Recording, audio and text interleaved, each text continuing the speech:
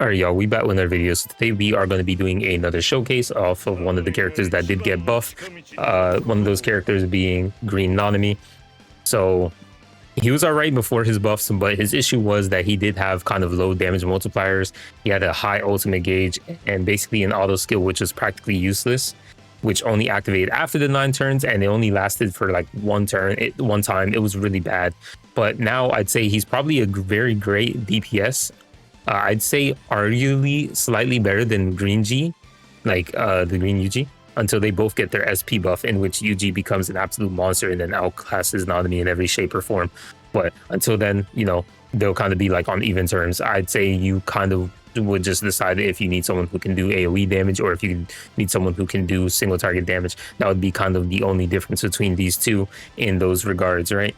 His adjustments include kind of like a slight buff in damage for his skill 1 and his skill 3, while his skill 2 remained unchanged. I feel like his skill 2 didn't need to really change anyways. Now, his skill 3 also increases in damage dealt when he crits or black flashes, which is going to be very, I would like to say very often, but it's going to be better than other characters, I guess you could say, right? Now, his more notable buff is most likely going to be his ultimate. It got reduced, like the overall cost to actually activate the ult was 1,558. It was a lot, right? It was a lot. That's basically domain expansion levels of, you know, ultimate gauge, but they reduced it to 1,168 ultimate gauge as well, and then gave it a very decent damage multiplier to make it hit harder. It's basically was an absolutely needed adjustment. 1,500 ult gauge is way too much for a character who's doing a lot less than a lot of other characters. It's just ridiculous. Now, he also did get the zone in passive.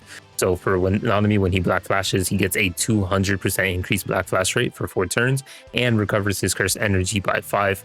Since he only boosts his crit rate and not his black flash rate like UG, it's definitely great to have a black flash rate increase in his passive to make it more consistent. Also, to add to it, he also got another passive, which is going to be the critical hit enhancement. This one's going to be very, very nice and very good. Now, it's a really good passive where it gives him Taijutsu and Jujutsu buff by 30% for 4 turns when he crits or black flashes. So obviously, this character is going to have high crit rate if you're using his skill 2s and all that stuff. And the only one thing to note is it is a little bit inconsistent, since there is only a, like, even though you let's say you do land a black flash or a crit, you have only a 50% chance to apply the, you know, buff to himself. So if you're trying to get those stacks of buffs, it's going to be very RNG to actually get the most maximum damage output. But I'd say even with just 2 of those buffs, he still does quite a lot of damage than he did previously. So basically, he has 2 RNG factors to even get this buff. First, he has the black flash or crit, and then if he does, then he has a 50% chance to buff himself. I don't like this. Yeah. Anyways, that's basically going to be it. Let's actually go into the teams that we're going to have, and then showcase him in actual combat.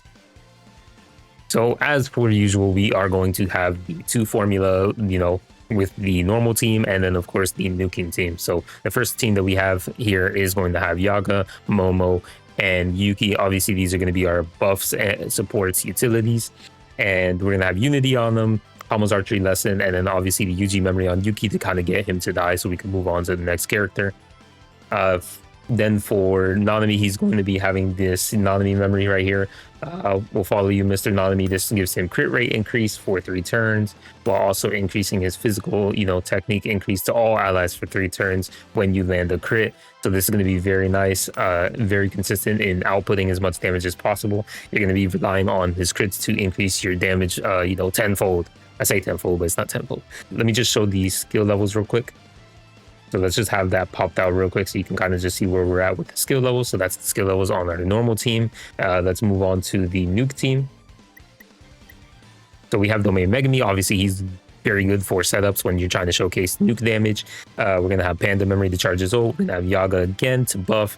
We're going to have Perfect Sync to kind of utilize the ult at the same time with Nanami to get that combo, while also, you know, getting the damage dealt increase from Perfect Sync so we don't lose out on too much damage. Then Of course, we're going to have Gakuganji here with the Kamo's Archery lesson. We're going to be stalling with this team anyways, so he's going to have enough curse energy, so we're not going to need any memories that are going to charge us curse energy. So we can just put Kamo's Archery lesson to give an overall damage increase for our team.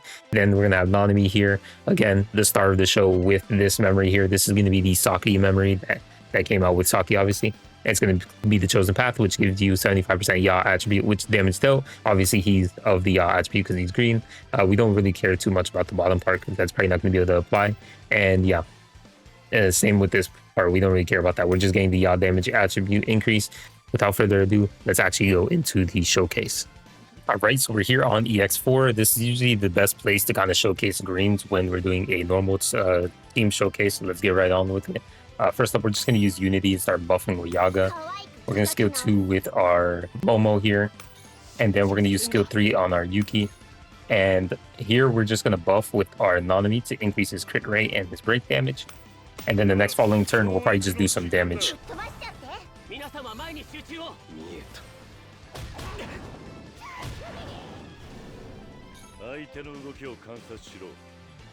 Alright, we're on turn 2, so we'll buff again. We'll buff here.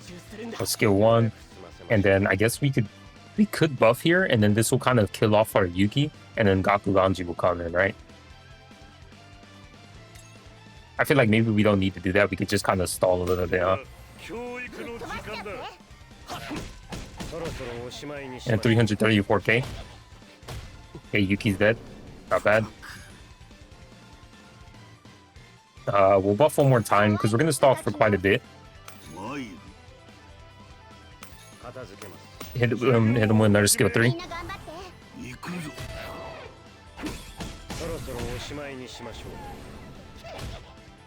Okay, we got the evasion status.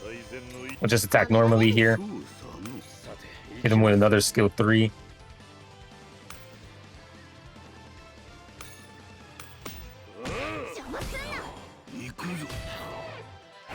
Okay, maybe we didn't need to use skill 3 here, but as you can see, we're doing pretty good damage with this skill 3. I'm trying to be a little bit mindful too, because obviously at the 9th turn, we're also going to get that buff too on our Nanami. So that's when we're going to want to utilize everything properly. So we'll buff here one time. We'll attack normally. We'll attack normally.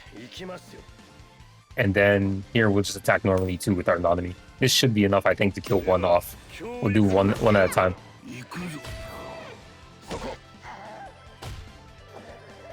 Okay, not bad. We'll do it again. Should be fine.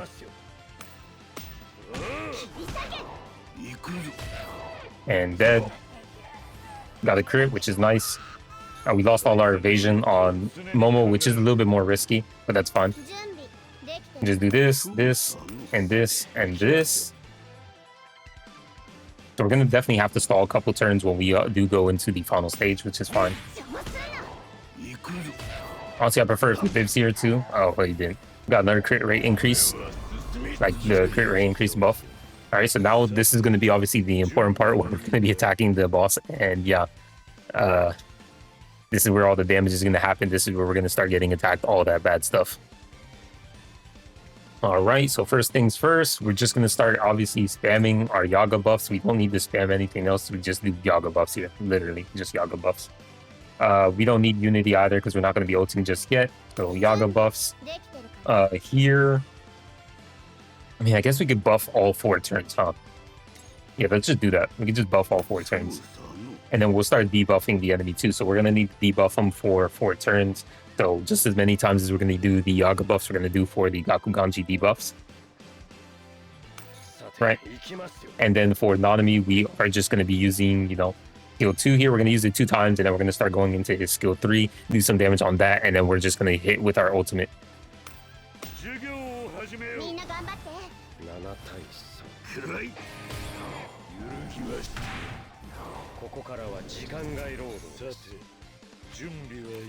So we'll do it again. This is going to be our second buffs. And these do last for 4 turns, so we still will have it when we do our ult. So we're going to buff one more time.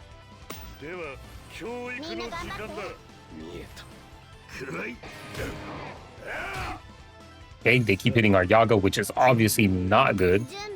But surely he doesn't hit him next turn, right? If we can survive this turn, I think we're chilling, right? Because then the following turn, this is when we're going to do all our damage. So we'll use the memory, and then we'll use skill 3 here. And then we'll use skill 3 on our Nanami. We could do this too, right? We can increase our crit rate, because that's going to be for 3 turns anyways. And we'll use skill 3 on top of it.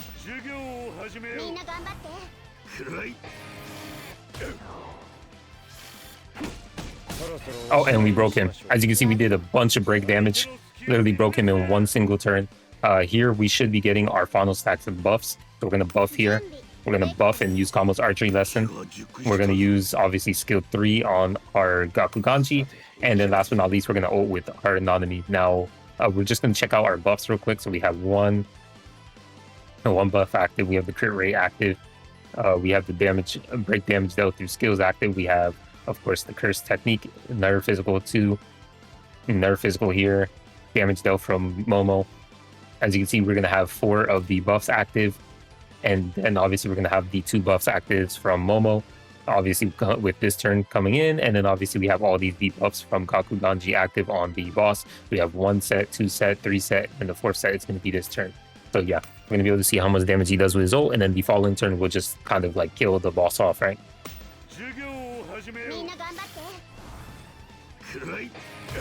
Debuff, let's see how much damage he does. 4.2 mil. That's very good damage considering it is AoE damage, and he does a lot of damage with his other skills too on the side of it. We're just gonna buff here. We're gonna buff again. We're gonna debuff just to maintain it, and then we're gonna start using skill 3 here.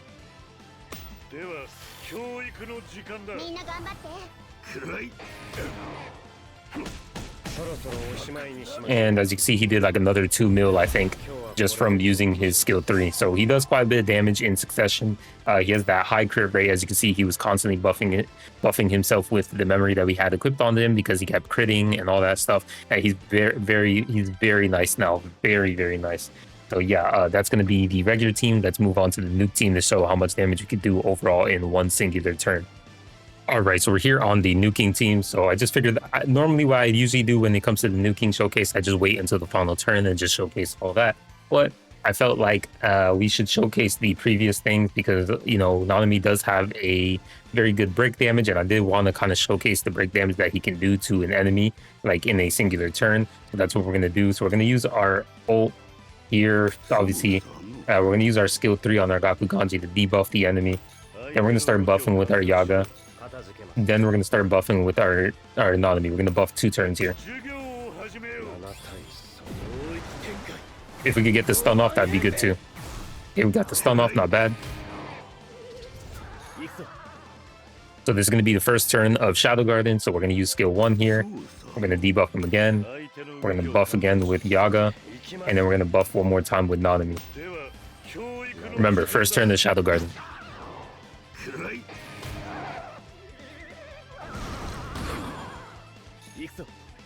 Second turn is Shadow Garden. We're going to use Combo's archery lesson because that's going to last for 2 turns. We're going to buff one more time with Yaga. And then here for Nanami, we're going to use skill 3. We already used this buff 2 times, but I don't feel like it's necessary to go even further to get more break damage and more crit rate. So we're just going to use obvious skill 3 here. And I think that should be enough to break the boss.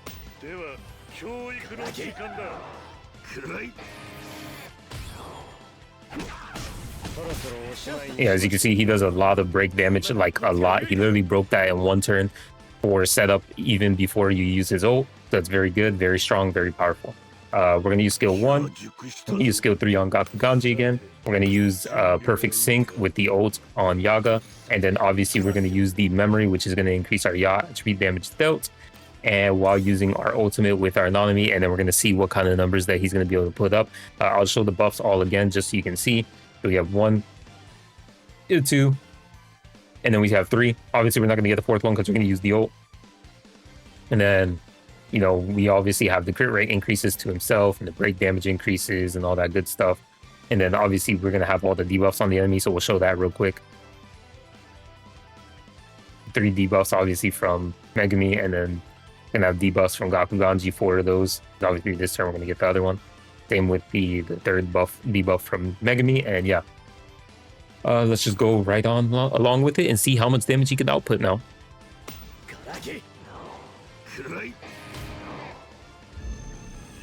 You may have noticed that I did switch the positions of Yaga and Gakuganji. That's because I did want to ult with perfect sync, but if I had him in front of Gakuganji with ult first before attacking. As you can see, he did quite a bit. I can't get the exact number, but he does a total of 8 hits, right? He does a total of 8 hits, I'm pretty sure, on his ult. And he was hitting roughly about 1 mil on each single hit that was hitting the enemy. So I would just say that he roughly did around 8 million. And keep in mind, this is also an AoE attack too. So if you're hitting like multiple mobs, he's hitting all of them for like tremendous amounts of damage. But yeah, he's definitely a lot better than he was previously. Very powerful, and he's very good, I would say, free-to-play alternative now for you people who do not have a green DPS. He's very, very potent now. Anyways, I appreciate y'all boys for watching, and I'll see you guys in the next one. Peace.